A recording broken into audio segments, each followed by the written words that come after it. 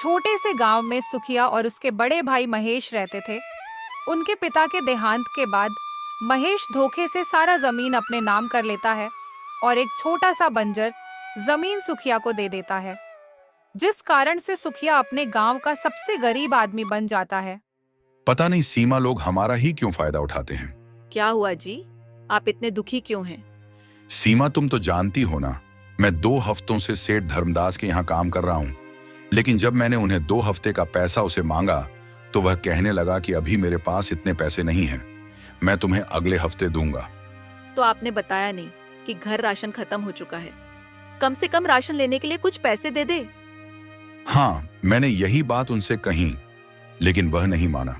मेरे बहुत जिद करने के बाद वह गुस्सा करने लगा और मेरे आधे पैसे काट कर आधे पैसे दिया और बोला कि तुम्हारे सारे मजदूरी का पैसा इतना ही है, आज से तुम काम पर मत आना।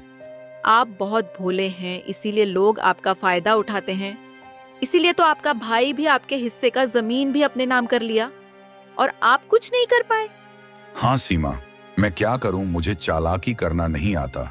मैं बड़ी मेहनत करता हूं, लेकिन कभी भी मेरी किस्मत मेरा साथ नहीं देता। हमेशा हमारे साथ ही बुरा होता है। कभी कभी तो सोचता मैं क्या करूं, उस बंजर जमीन में तो खेती भी नहीं हो सकता, इसलिए तो मजदूरी करना पड़ता है दूसरों के यहाँ। आप इतना क्यों दुखी होते हो?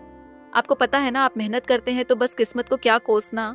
आज आपकी किस्मत साथ नहीं दे रही है, पर एक दिन ऐसा जरूर आएगा जब हमारा किस्मत बदलेगा। उस दिन सब देखेंगे।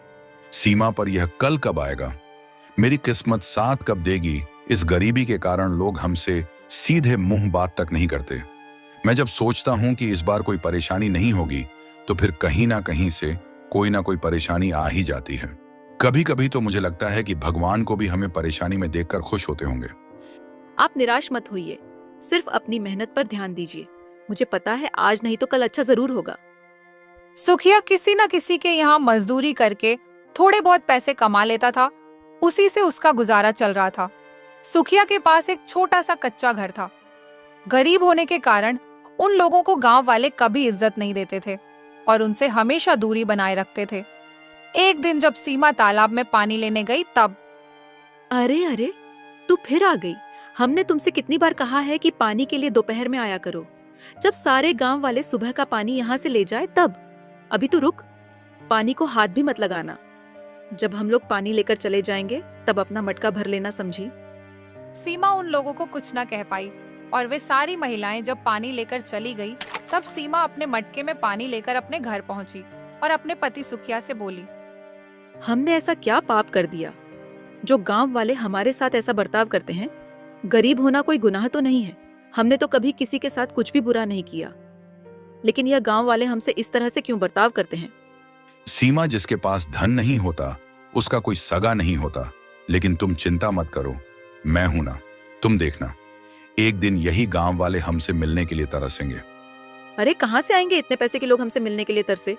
मुश्किल से तो 2 वक्त का रोटी हम लोग जुटा पाते हैं।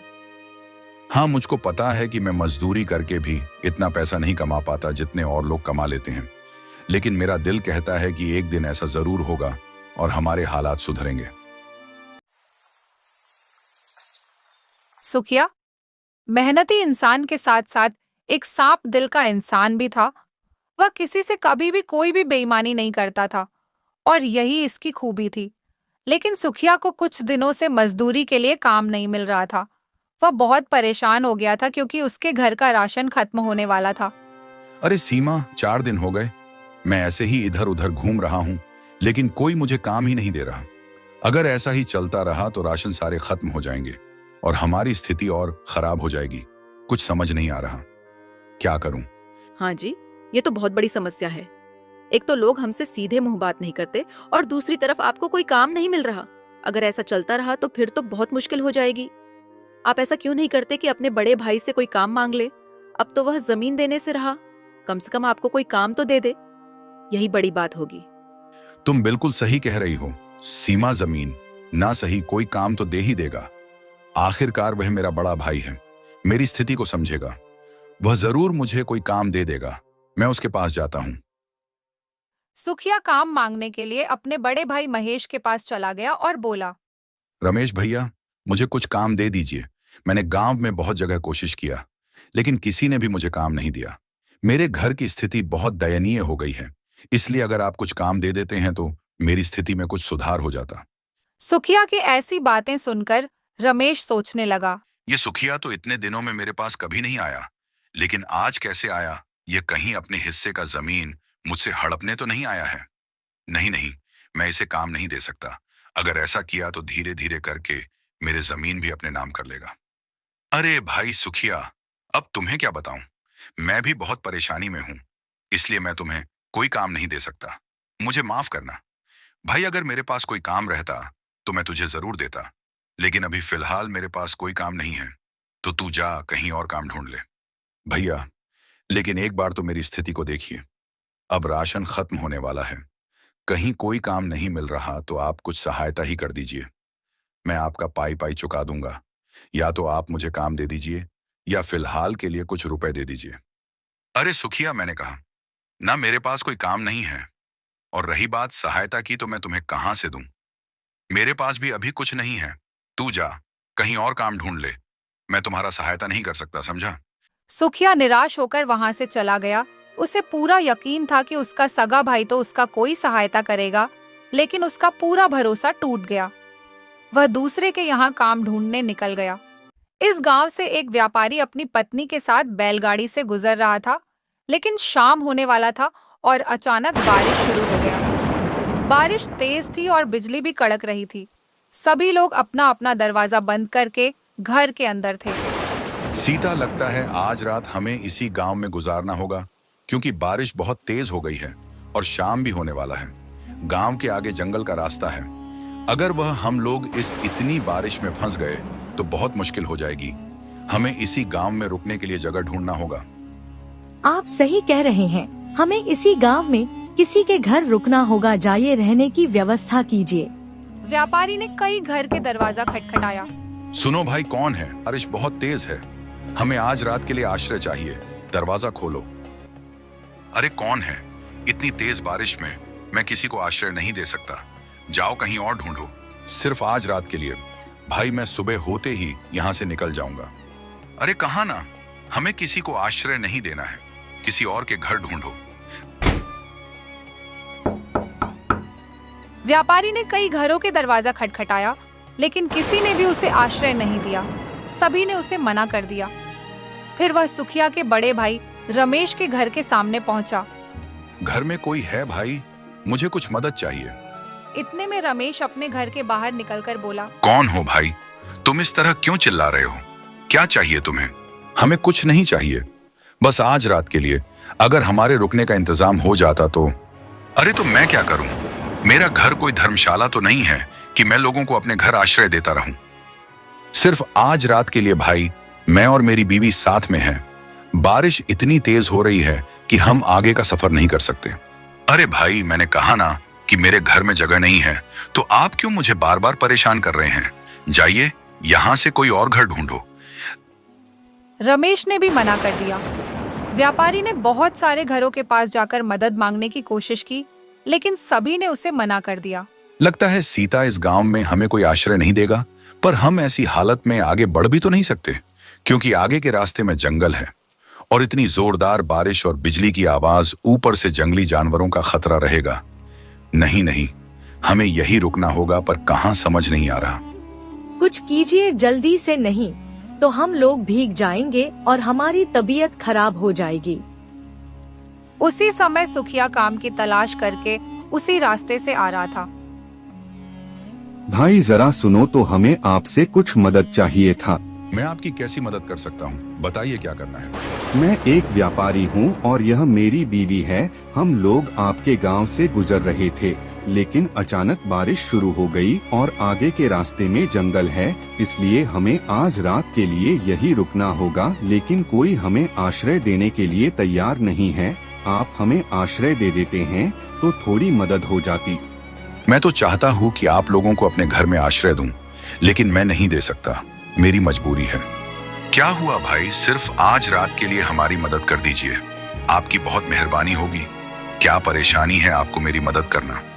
दरअसल बात ऐसी है कि मेरा घर बहुत छोटा है, टूटा फूटा कच्चा मकान है और आप लोग इतने बड़े व्यापारी मेरे घर में कैसे अच्छे से रह पाएंगे?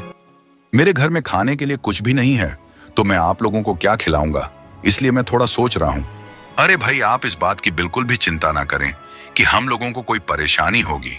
अगर हमें आश्रम नहीं मिला तो हम लोग बड़ी परेशानी में हो जाएंगे, और खाने पीने की चिंता आप मत कीजिए। जो होगा हम वह सूखी रखी रोटी खा लेंगे, नहीं होगा तो भूखे सो लेंगे, लेकिन आप हम एक रात के लिए रहने के लिए जगह दे दीजिए।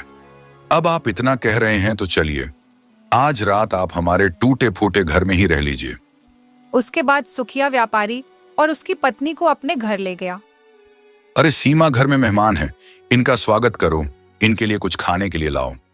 व्यापारी सुखिया का घर देखकर बड़ा निराश हो जाता है। एक छोटा सा मकान, और वह भी इधर उधर से टूटा फूटा। सुखिया, तुम क्या काम करते हो? अरे क्या बताऊं सेठ जी, 4 दिनों से काम ढूंढ रहा हूं, कोई काम ही नहीं दे रहा। मैं इधर उधर दूसरों के यहाँ जाकर मजदूरी कर लेता हूं, उसी से किसी तरह हम अपना गुजारा चला रहे हैं।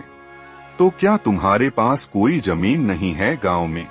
एक छोटा सा बंजर जमीन है, लेकिन उसमें भी अनाज नहीं होता, इसलिए वहाँ खेती करने से कोई फायदा नहीं। मेरे बड़े भाई ने मुझसे धोखा करके मेरे हिस्से का सारा उपजाऊ जमीन अपने नाम कर लिया, तब से मैं इसी तरह दूसरों के यहाँ मजदूरी करके जी रहा हूँ।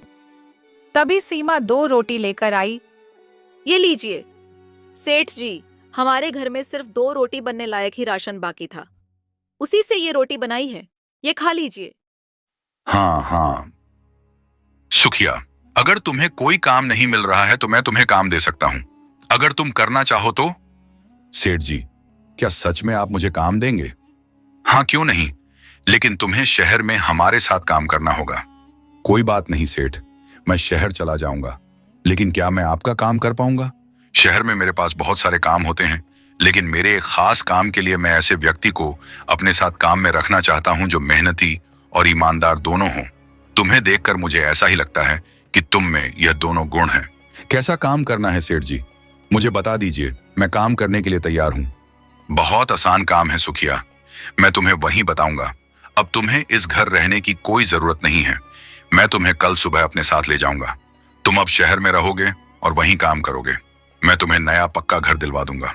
यह सुनकर सुखिया और उसकी पत्नी बहुत खुश हुए। फिर व्यापारी और उसकी पत्नी और दोनों रोटी खाकर सो गए।